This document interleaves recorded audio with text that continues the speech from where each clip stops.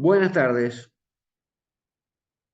estamos aquí nuevamente compartiendo ideas, compartiendo innovaciones, difícil de transmitir, fundamentalmente por el conocimiento previo, por todo lo que nos hemos formado previamente en facultades, en universidades que han tenido esquemas pedagógicos muy estructurados, muy ortodoxos, que de alguna manera no se han ido adecuando a los cambios de tiempo, porque sin duda las currículas deben estar situadas en el lugar de los hechos, en el momento histórico y de acuerdo a las necesidades de la comunidad y de la masa crítica de estudiantes de la carrera de la salud que sea en este caso, que puedan abonar con sus conocimientos, con una currícula que los incluya, que puedan abonar fundamentalmente al proceso de mejoría de la salud, bienestar, que en realidad es el propósito final de las currículas. Digo, una alegría estar nuevamente con ustedes, como les acabo de decir, y bueno, haré todo lo posible por transmitirle lo máximo que se pueda. Este es un proceso de ida y vuelta en el cual es tan importante la lectura como la exposición y fundamentalmente la participación. Ahí en la página les he incorporado de la mano de Mónica, y Mónica también ha incorporado algunos artículos bibliográficos que de alguna manera son el sustrato de todo lo que va a venir ahora, que no es fácil y que va a exigir seguramente un proceso de ida y vuelta. Ustedes saben que en la currícula innovada se aprende de a todos,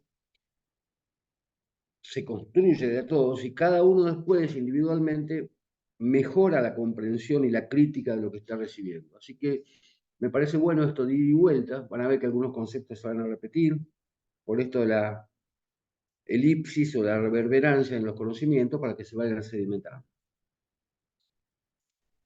La innovación curricular es un proceso creativo, primero colectivo y luego individual y nuevamente colectivo, que no es simplemente una estrategia o una herramienta pedagógica. Es una herramienta pedagógica que tiene como fin fundamental adaptar nuevas ideas a las tradicionales previas de la educación. ¿Qué quiero decir con esto? Sirve como herramienta si nos sirve para transformar las ideas. Y acá pongo el primer énfasis de la tarde. Digo, ¿puedo yo, con la innovación curricular, meterme en una asignatura de una facultad de medicina ortodoxa, como puede ser la Universidad Nacional de La Plata, la cual soy profesor hace 40 y pico de años, o en la Universidad de Buenos Aires, o en la Universidad de Córdoba, que son estructuras inamovibles de años, con currículas de alguna manera que no se han adecuado a las necesidades de la sociedad a la cual sirven? No, no puedo. O sea, ¿qué les quiero decir? He luchado toda mi vida docente en la Universidad Nacional de La Plata y no le digo que me di por vencido, pero no he logrado todavía, no hemos logrado, un grupo de masa crítica de profesores y estudiantes, no hemos logrado modificar la currícula. Hemos podido hacer algunas modificaciones con estas herramientas pedagógicas en algunas asignaturas, por ejemplo, en la que yo estoy, que se llama Pediatría en La Plata, se llama Cuidarás en la UNICEN, que tiene una currícula innovada, y se llama Sana, la asignatura de la Universidad de Mar del Plata, donde obviamente este proceso que le estoy transmitiendo, se lo puedo transmitir precisamente porque lo hemos desarrollado a lo largo de toda la carrera, y nos ha dado los primeros productos que son, productos me refiero a los estudiantes, a los egresados, que son diametralmente opuestos en su formación humanística y en su formación didáctica a aquellos que surgen de las universidades todavía ortodoxas, como La Plata.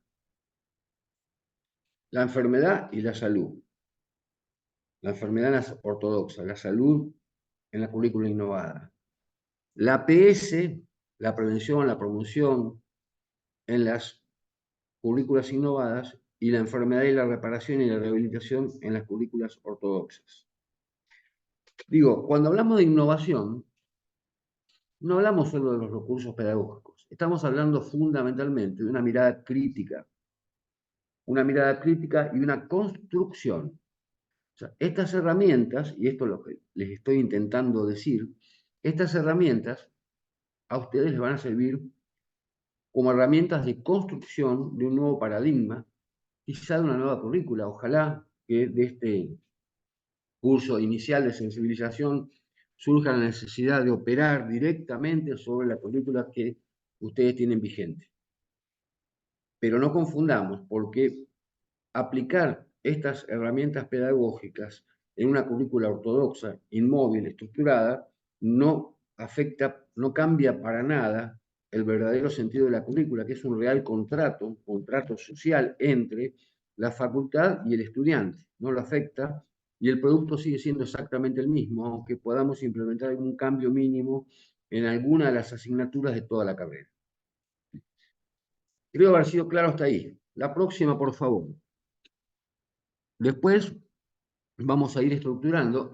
Creo que está bueno que lo hagamos para la próxima.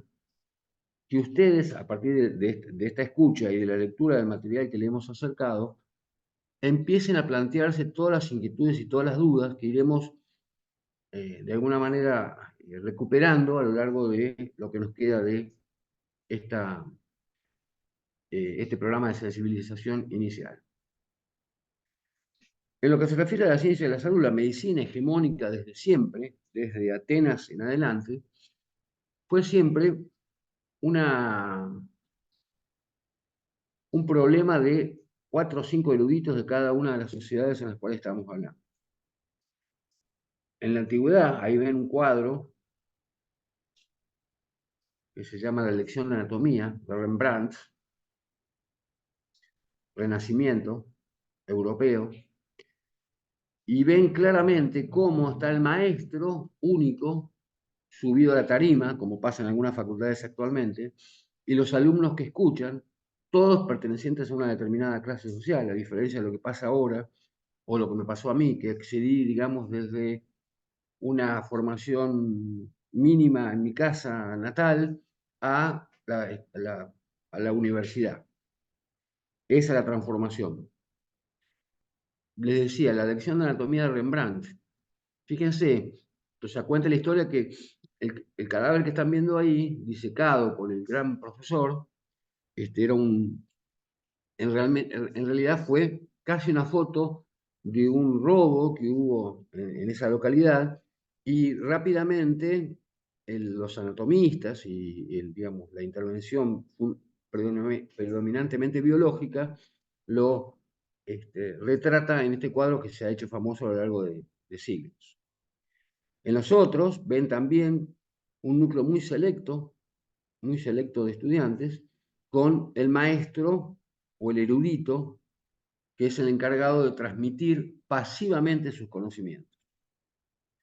El maestro y sus alumnos, las escuelas de nombre y apellido, todas las enfermedades tienen el nombre del que las descubrió, como si fuera, digamos, un título de nobleza describir la enfermedad de este, la enfermedad del otro, la enfermedad de aquel. Digo, todo esto de ninguna manera está desligado con las condiciones sociales y económicas de cada época. De hecho, en México, un antropólogo y médico argentino, Menéndez, en uno de sus libros más conocidos, El médico hegemónico, describe claramente cómo son de alguna manera deconstruidas todas las sapiencias originales de nuestros pueblos originales, que tenían en algunos casos desarrollados conocimientos, todo en virtud de la medicina occidental. Paradojalmente, muchas de los principios activos de las plantas nativas son usadas actualmente o vendidas actualmente por los laboratorios multinacionales, lo cual confirma nuevamente esta idea de que sigue vigente la idea de que la salud no se previene y la enfermedad es un buen negocio, aún hurtando los conocimientos ancestrales de nuestros pueblos originarios. La próxima. A ver, todos nosotros, los de mediana a larga edad, hemos sido formados en el modelo flexneriano. Flexner, Abraham Flexner, fue un estadounidense que de alguna manera puso orden a esta similar anarquía que había en la formación médica, fundamentalmente, y desarrolla la teoría flexneriana, que es la que todavía seguimos viendo en las grandes facultades que les contaba hace un rato. ¿De qué se trata esto? Flexner describía dos grandes hechos en el estudio de la medicina y de la ciencia de la salud, que después, digamos, por simpatía, término musical, hizo vibrar a las otras formaciones. La formación médica hizo vibrar a la formación en la enfermería, en obstetricia, en todas las distintas disciplinas de la salud. ¿Cuál era la idea fundamental? La carrera se dividía en dos grandes etapas, una etapa biológica y una etapa relacionada con la enfermedad. ¿Qué quiero decir? Analizo mi formación inicial, año 1978, ingresé a la facultad, y teníamos 3 años de las llamadas ciencias básicas. ¿Qué son las ciencias básicas? La anatomía, la histología, la embriología, la fisiopatología, la anatomía patológica, la farmacología, que eran vistas aisladamente del contexto social en el cual nos movíamos y aisladamente de la enfermedad y de la salud durante varios años, que de alguna manera eran, por así decirlo, el tapón de todos los estudiantes. Se completaba, se completa, porque la currícula no ha cambiado en mi facultad, se completa con 3 años más. Esos 3 años más están abonados por la teoría flexneriana de la enfermedad. O sea, no se aprende si no es en la cama de un hospital con un paciente subsistiendo alguna enfermedad grave. Y, por otro lado, recreando las formas menos frecuentes de las enfermedades que vamos a ver posteriormente cuando salgamos de la formación médica. ¿Qué quiero decir? Los criterios de internación rápidamente nos obligan a decir que la mayor parte de las cosas que nos van a pasar como médico, como trabajador de la salud, pasan en el primer nivel de atención. Paradojalmente, en mi país se reciben más o menos 6.000 médicos por año. De esos 6.000, solamente 5.000, solamente 600, o sea, el 10%, van a trabajar relacionado al síndrome raro, o a la enfermedad rara, o a la enfermedad grave, o a las formas graves y complicadas de las enfermedades habituales. Y eso transcurre dentro de la cama hospitalaria.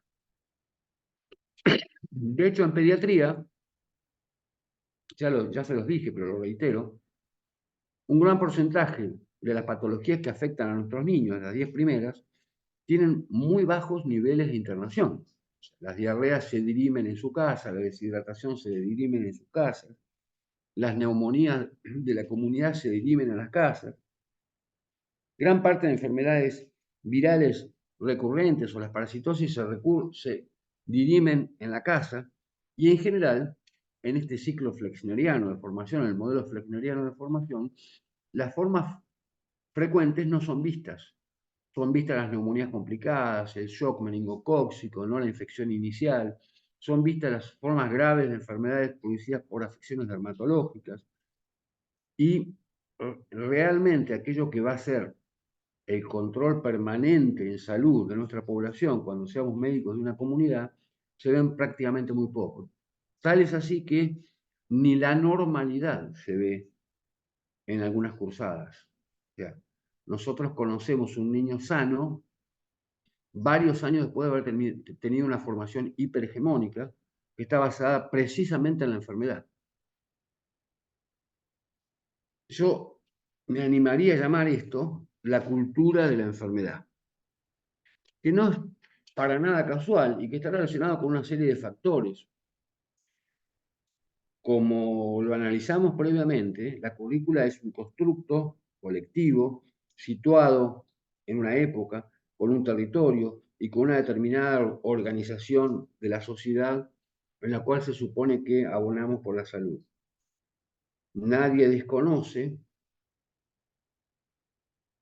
que en la gran mayoría de nuestros países la enfermedad sigue siendo un gran negocio.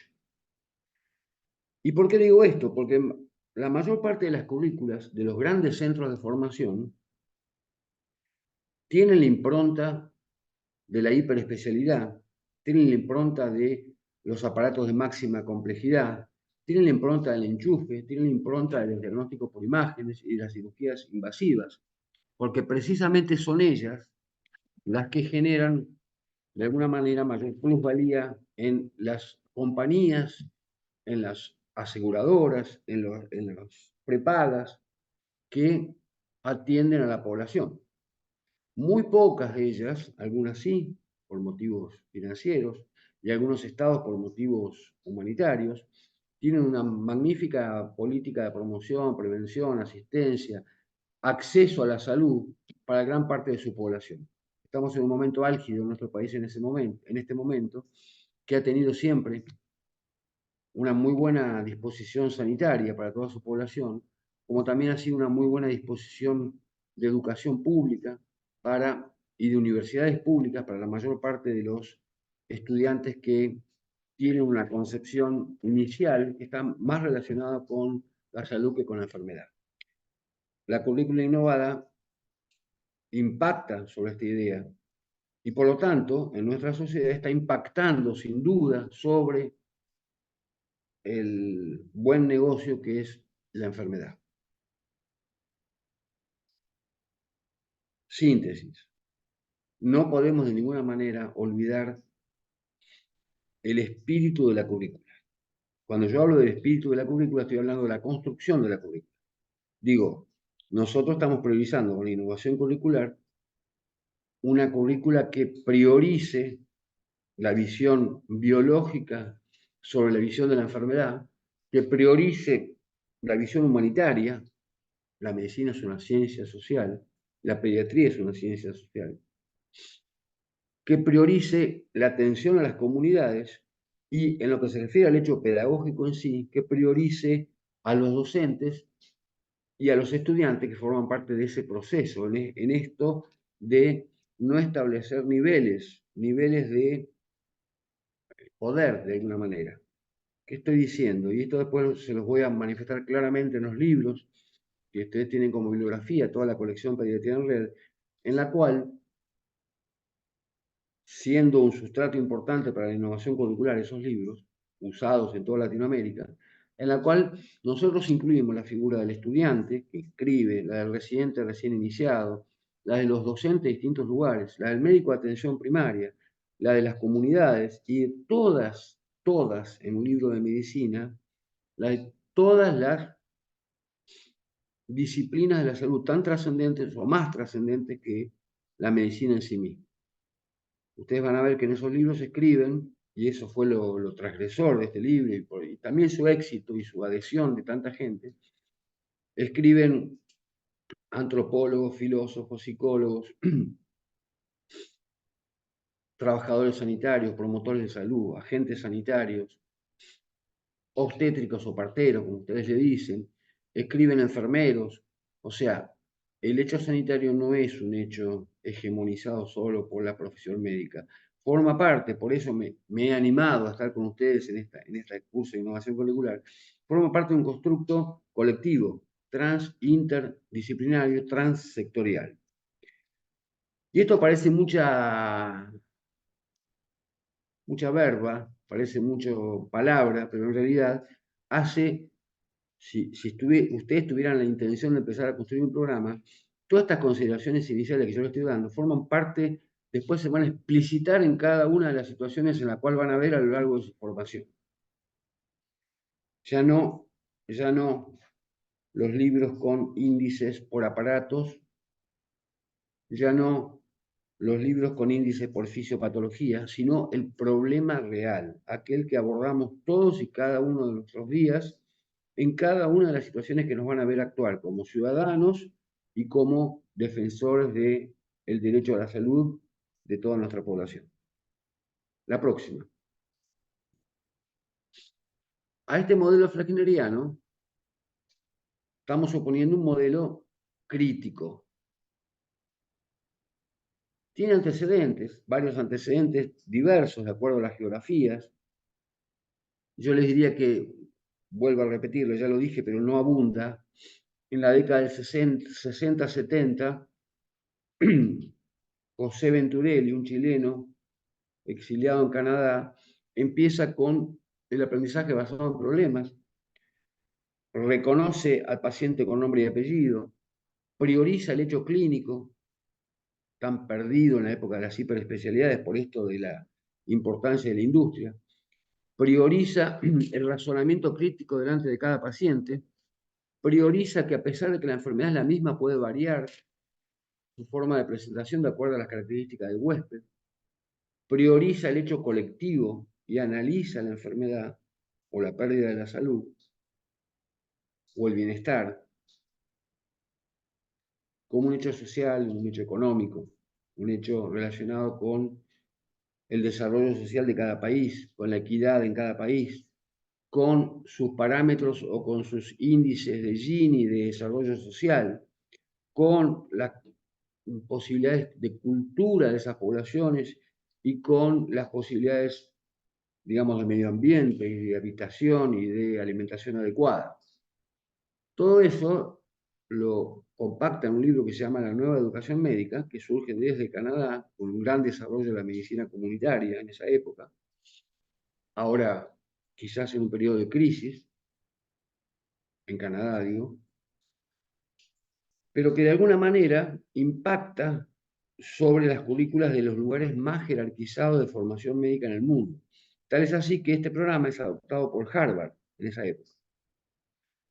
En Latinoamérica aparecen muy buenos exponentes de lo que se llama, de la mano de la Asociación Latinoamericana de Medicina Social, aparece lo que se llama la medicina integral, o sea, aquella que es transcultural y que recoge el hecho cultural de cada una de las comunidades como hechos distintos. No hay un parto igual en distintos lugares del hemisferio. No se lacta de la misma manera en distintos lugares. Las alimentaciones varían. Y de allí, que de alguna manera impacta sobre lo que en medicina son las normas o los criterios dictados siempre por las sociedades científicas.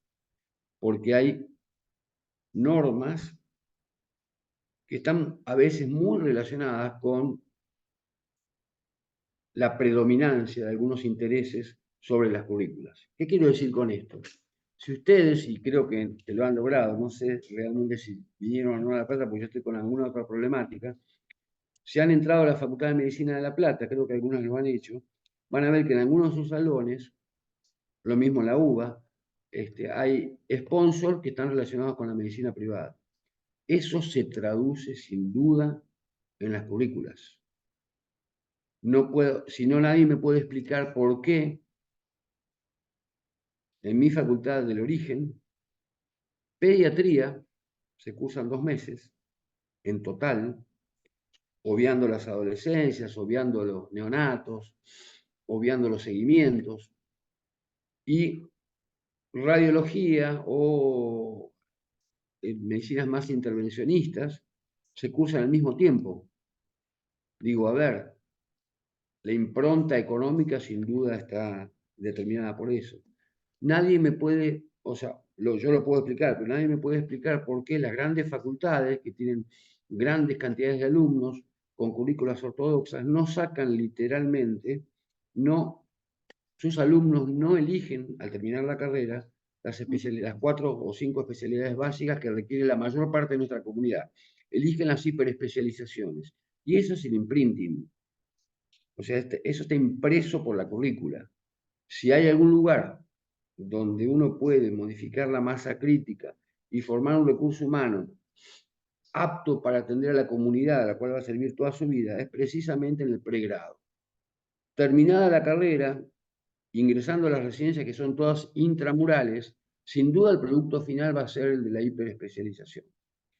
Y entonces nos encontramos con dramas como pasa en toda Latinoamérica y en mi país en este momento, que las especialidades más requeridas, ustedes calculen que el 35% de la población de nuestros países latinoamericanos tiene menos de 20 años, que requiere pediatras, que requiere médicos generales con formación en pediatría, Y no tenemos, hay comunidades enteras de nuestro país que no tienen pediatras porque literalmente estas currículas van orientando, van de alguna manera lavando cerebro, creando oportunidades en aquellas que son más rentables y que están relacionadas precisamente con la enfermedad, con el hecho exclusivamente biológico y no con el hecho humanitario de la salud. Entonces, la currícula innovada prioriza a la comunidad, prioriza al estudiante como protagonismo del proceso de aprendizaje y de cambio. Y nos obliga, a aquellos que tenemos una formación hiperhegemónica de años, nos obliga a aprender a desaprender precisamente todos estos conceptos que les estoy contando. Ahí me ven con los estudiantes de la UNICEN, Universidad Nacional del Centro de la Provincia de Buenos Aires, en una localidad del centro de la provincia, en una escuela rural, a 30 kilómetros de la sede de la facultad. Raramente esto se produce en las grandes facultades. Raramente hacemos salud escolar, ya lo vamos a ver en los videos, en lugares donde no hay literalmente asistencia sanitaria, no solo pediátrica, sanitaria. Digo, estamos hablando de problemas, de situaciones reales, en familias reales, con nombre y apellido, que deben ser abordadas en esta complejidad. Yo siempre digo, es mucho más complejo atender a la familia de frente de mi casa, que tiene un abuelo añoso, diabético, un adolescente tuberculoso, la hermana con un embarazo adolescente y el recién nacido con una prematurez. Eso es muchísimo más difícil porque no está normatizado, entre paréntesis, que atender una cetoacidosis diabética o una eclampsia o un parto en podálica, que está absolutamente normatizado y protegido por las paredes de un hospital. Lo que tenemos que saber también como médicos, para no ser engañados como lo fui yo, digamos, de alguna manera en mi formación inicial, es que la mayor parte de nuestra vida terapéutica o nuestra vida asistencial transcurre fuera de las paredes de un hospital. No es el mejor médico o el mejor enfermero aquel que sabe canalizar la subclavia. No es el mejor médico o el mejor enfermero aquel que hace una punción lumbar magistralmente, porque seguramente son las mínimas prácticas que vamos a tener a lo largo de toda nuestra vida profesional. Es el mejor médico aquel que es reconocido por la comunidad, que sabe ver un niño sano, que detecta o percibe un maltrato familiar, o que percibe, como Mónica Borile, percibe una ideación suicida por estigma de tantos años de trabajo, o aquel que sabe detectar un soplo sin necesidad de hacer 500 análisis complementarios caros que en realidad no sustituyen de ninguna manera el arte médico. La próxima.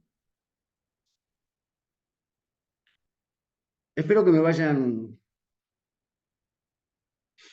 conociendo ahí con el mismo grupo, con UNICEN, por salir a caminar el barrio.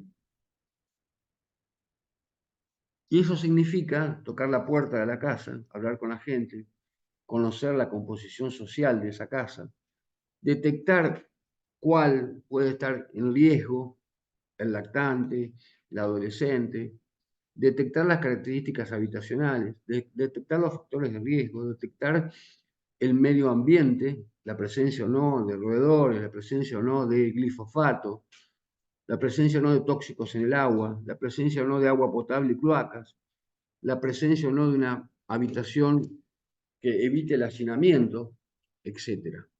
Eso es semiología, eso es epidemiología clínica, que debería formar parte, sin duda, de todos y cada uno de los casos clínicos que vemos cotidianamente. El modelo crítico, este que estamos intentando de a poquito, no se asusten, estamos de a poquito intentando desentrañar, es un problema que nace es un modelo que nace con Vygotsky, que es un pensador, y que habla de la construcción del conocimiento. Ya lo vamos a ver. Dentro de esos modelos curriculares tenemos una variedad importante, y después van a ver las diferencias, porque yo les muestro, yo he trabajado en varios currículos innovados en la Universidad Nacional de La Matanza inicialmente, después en UNICEN, también en Entre Ríos, en la Universidad de Entre Ríos, y finalmente me aposenté con una muy buena experiencia a lo largo de 10 años en la Universidad Nacional de Mar del Plata, que es una universidad muy nueva. Digo, el aprendizaje basado en el problema real. Pedro, Pedro no, vamos a poner a Josefina de 18 años, entra con un aborto inminente a una sala de emergencia del conurbano de la ciudad de Buenos Aires. O Pedro es un prematuro sin controles de la madre durante el embarazo que inicia con un distrés respiratorio neonatal. Pero Pedro no es un distrés respiratorio neonatal y Josefina no es una amenaza de aborto. Es un ser humano que vive en un determinado lugar, que tiene una determinada historia, que tiene unas condiciones de riesgo dentro de su característica de huésped, que tiene derecho al acceso a la salud y que no lo ha tenido, que no ha tenido controles previos, que no ha sido vacunado adecuadamente, que no tiene una alimentación adecuada. Todos esos factores, llámense determinantes sociales de la salud, no lo digo yo, lo dicen las organizaciones internacionales, son trascendentes en el momento del análisis de una situación peculiar, de un problema real. De ninguna manera pueden ser no recogidos en un adecuado conversatorio, en una adecuada anamnesis, en un lugar tranquilo, como un hecho fundamental de relación paciente y profesional de la salud. Los escenarios son variados. La clase convencional, que literalmente está erradicada de las currículas innovadas, por aquello de la pirámide de Miller. El que más aprende es el que participa activamente, es más, el alumno que organiza la clase de lo que van a hacer y tiene el tutor, ya no el profesor sentado en la tarima, tiene el tutor que coordina con el resto del equipo los aprendizajes, corrige, repite, lo recrea bibliográficamente, lo vuelve a hacer hasta aprenderlo realmente, dentro de lo que sería el marco de las competencias necesarias. Y cuando hablo de competencias necesarias, ya vamos a hablar de eso específicamente, no estoy hablando solo de poner un suero en un lactante con shock hipovolémico. Esa es una competencia necesaria. No estoy hablando de hacer una punción pleural en un niño con un derrame pleural. Estoy hablando no solo de eso, sino también de la capacidad de poder recrear artesanalmente todo el cuadro clínico y el cuadro de situación que nos permita llegar a un diagnóstico y una terapéutica adecuada o anticiparnos a una forma grave de una enfermedad. Obviamente esto tiene que ser en grupos pequeños, en aulas circulares que nos permitan el diálogo, la empatía, la comunicación, las zonas de desarrollo próximo, le llaman los pedagogos. Ahora lo vamos a ver. Tiene que tener sin duda laboratorios de simulación que de alguna manera están reemplazando nuestras prácticas de antaño en las morgues, en los grandes hospitales. Y en esas salas de simulación sabremos, practicaremos, con una checklist, con una lista chequeada y paso por paso, cada una de las cosas que tenemos que saber hacer para sacar un niño en podálica, o para hacer una cesárea en el momento oportuno, o para desarrollar un cordón del cuello de un recién nacido, o para, en el caso nuestro, desarrollar habilidades relacionadas, por ejemplo, con el diagnóstico de enfermedades más complejas, como son las cardiopatías, por ejemplo. Todo eso está en el contrato social que es la currícula. Tengo que tener una lista de todas las habilidades y destrezas, o sea, las competencias que debemos desarrollar para cada una de las situaciones frecuentes.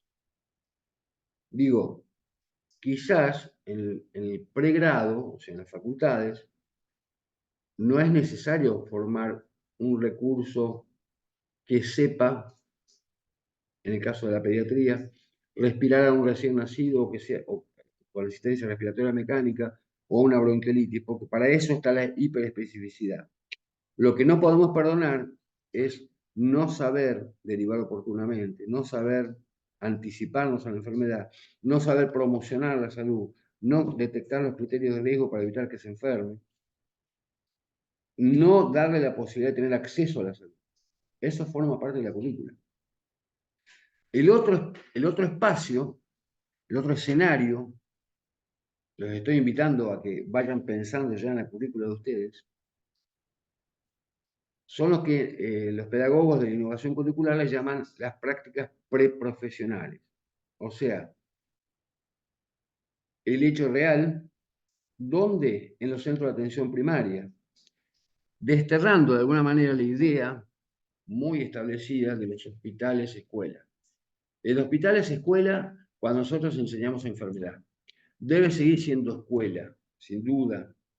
Tenemos necesidad de pasar por los hospitales, pero debemos incorporar los centros de atención primaria, escuela. He visto sistemas, por ejemplo, el sistema uruguayo, la UDELAR, Universidad de la República, en la cual el 60% de la cursada se realiza en el primer nivel de atención. Tiene un hospital central, una facultad central, pero los docentes están de alguna manera arborizados, ramificados en red, en distintas asignaturas, en el primer nivel de atención. Y la formación, en lo que se refiere a las evidencias, en lo que se refiere a la frecuencia, sin duda que es excelente porque nos permite de alguna manera acercarnos a la realidad de nuestra vida profesional futura.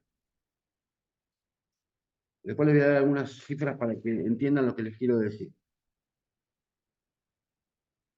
La otra cosa que está muy demostrado, y se los voy diciendo ya, es que la rápida inserción de los estudiantes en el terreno de los hechos, o sea, en los barrios, en el área programática, en el centro de atención primaria alejado, favorece de alguna manera la rápida habilidad y destreza del estudiante para comunicarse con la gente. Y no hay mejor manera que empezar con la normalidad o con las formas leves. No hay mejor manera para ustedes que controlar un embarazo 5 veces cuando es normal o 9 veces cuando tiene alto riesgo. Detectar alteraciones del ritmo cardíaco del embrión o del feto. Detectar un oligohidramnios. Detectar todo aquello, una hipertensión arterial materna, la posibilidad de una eclampsia. Digo, todo eso no se hace en los grandes hospitales. Habitualmente, en el gran hospital llega la forma grave y menos frecuente de todas estas situaciones. Eso se detecta en el lugar de los hechos. El lugar de los hechos es el CAPS, el Centro de Atención Primaria, o las rondas sanitarias.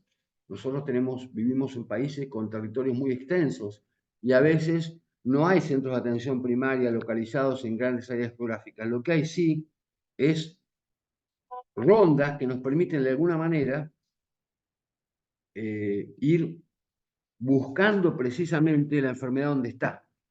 ¿Se acuerdan? ¿Se acuerdan que yo hablaba de Oñatibia? Oñatibia es un médico, que fue ministro de Salud de nuestro país, que erradicó el paludismo con amas de casa y con presos. Salía al terreno y Oñatibia decía, miren, esto no se arregla con suero y terapia intensiva porque es tarde. Se arregla yendo al lugar donde vive y donde trabaja la gente. Yendo a buscar la enfermedad de la salud donde vive y donde trabaja la gente. Este criterio de integralidad, es fundamental en el momento del análisis de la currícula, porque nos va a llevar a elegir aquellos contenidos que son más importantes dentro de la prevalencia de cada una de las áreas donde estemos. La próxima, por favor.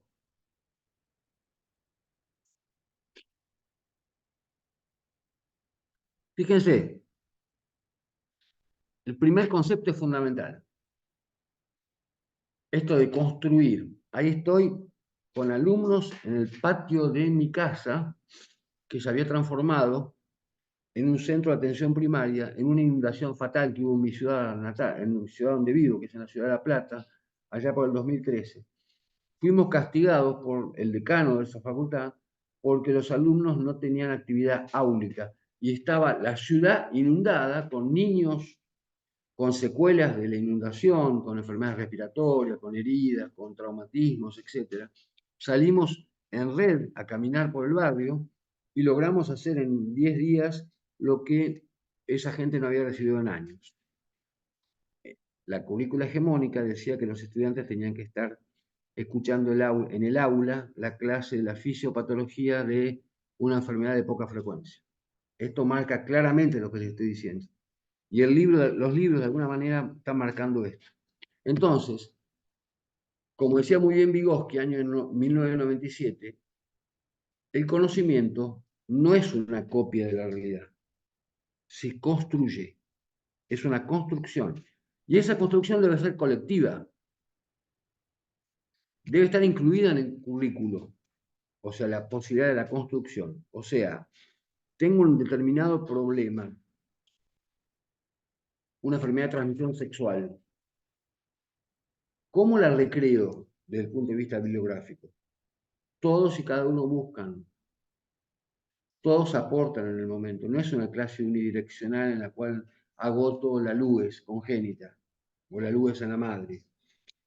Es una recreación tutorializada por el docente que no capitaliza la clase, sino que simplemente vierte su experiencia y coordina la participación de todos. Construimos entre todos en varias clases colectivas el concepto, lo recreamos individualmente y lo volvemos a repasar entre todos. O sea, sin duda, como dice Carretero, que les puse en la bibliografía, básicamente puede decirse que es la idea que mantiene que el individuo, tanto en los aspectos cognitivos y sociales del comportamiento como en los afectivos, no es un mero producto del ambiente, ni un simple resultado de sus disposiciones internas, o sea, de su lectura, sino una construcción propia que se va produciendo día a día como resultado de la interacción entre esos factores. O sea, ¿qué les quiero decir? Yo, casi a mis 70, sigo aprendiendo, sigo construyendo conocimiento. Solo ya no, nunca solo. Los estudiantes y las clases de esta característica nos permiten de alguna manera recrear y darle la jerarquía y las visiones distintas de distintos grupos etarios, distintas composiciones sociales, que hacen que nos permitan de alguna manera construir conocimiento. Eso es el constructivismo. La próxima. Aquí en Colombia, con residentes y algunos estudiantes. Entonces, se las hago breve, después lo leen y lo volvemos a repetir porque no es tan fácil en un día. 3 visiones sobre la construcción del conocimiento tiene el constructivismo. El proceso individual, psicológico de lectura, la interacción entre el sujeto y el contexto social en el cual vive, que hace que un niño con un síndrome apendicular en Zapala, que queda en el sur, en el sur del país, en la provincia de Neuquén, donde hay una gran endemia de hidatidosis, sea distinto a un abdomen agudo en mi ciudad donde no hay tanta hidatidosis. O sea, en Zapala puede ser tranquilamente un quiste hidatídico, en mi ciudad será una apendicitis aguda.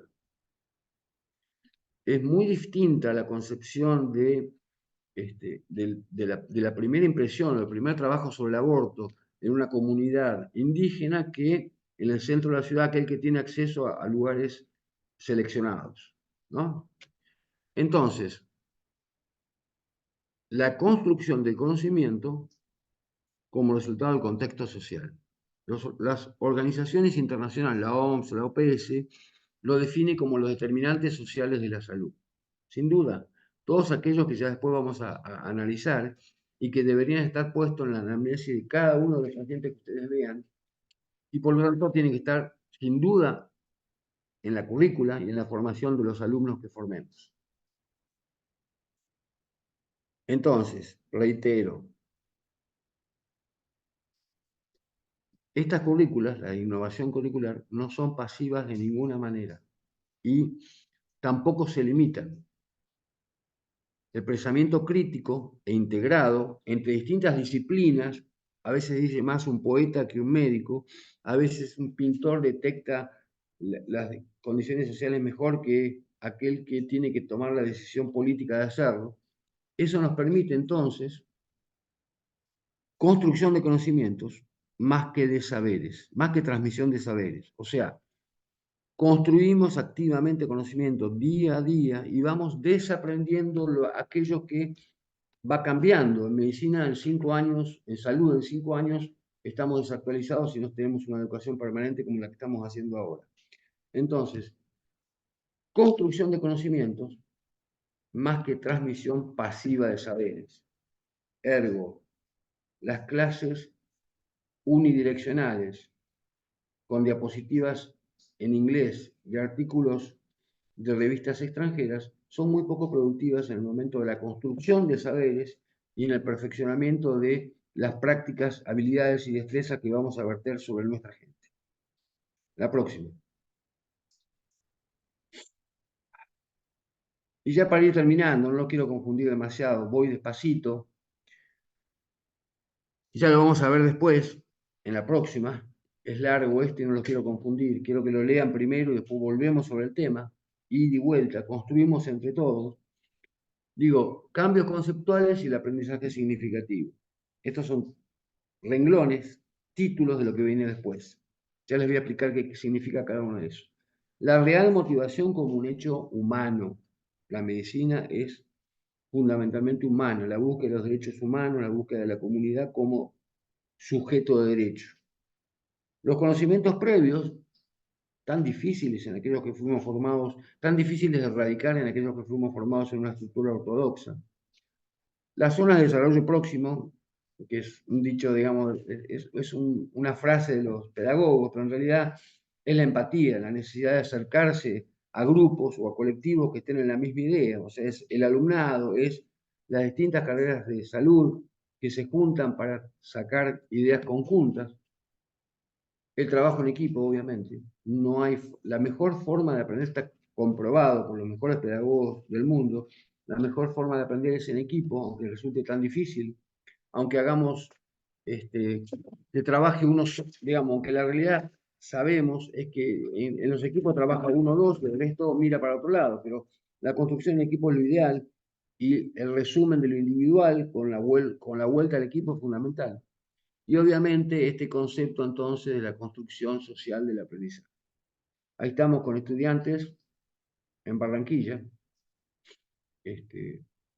hablando precisamente de esto. Digo, esto es realmente un apostolado, por así decirlo.